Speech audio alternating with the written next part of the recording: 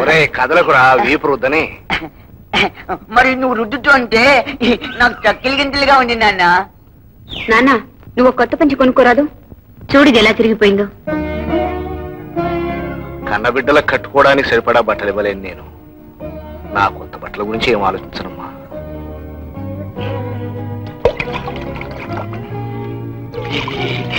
చలేస్తుంది.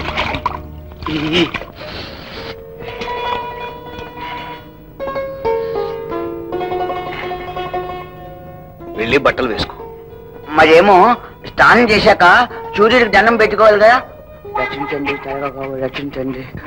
తూర్పాటు కాదురా ఇటు. రచించండి చల్లగా కాబోడు. చెక్కలేం చెక్కలేం చెక్కలేం. నిన్ను పాతయ్య స్నానం చేసి బట్టలనే మార్చుకోకుండా తడికాలతో ఇంట్లోకి తగలడ్డావా? మీనాక్షి పొద్దున్నే ఏమిటే వాడితో నీ గోల. చూసారా నీ సుపుత్రుడు చేసిన పని. ఇప్పుడే ఇల్లంతా శుభ్రపరిచారో లేదో తడికాలతో తగలడ్డాడండి. పోనీలే, వాడు వెర్రిబాగుడని నీకు తెలుసుగా, కావాలని విసిగిస్తాడా? వెర్రిబాగులాడయ్యి వీడు నన్ను మంచిలోనే తాగనివ్వడలేదు. తెలివిగల్లవాడైతే ఇది సవతి తల్లని నా పీకకు తాడేసేవాడు. వాడు నిన్ను తల్లి అనుకుంటున్నాడు, నువ్వు మాత్రం వాడికి సవతి తల్లిని అనుకుంటున్నావు.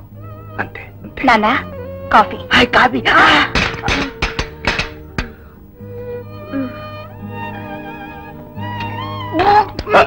నిన్ను ఊరుకో మీనాక్షి,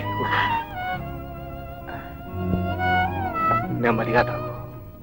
అదేమిటండి మీరు తాకుండా వాడికిచ్చేస్తున్నారు? మీకిచ్చినవన్నీ వాడి నోటికి అందించడానికే సరిపోతుంది. ఈ ప్రపంచంలో ఎవ్వరికి కొడుకులే లేనట్టు ప్రేమంతా వాడిపోతే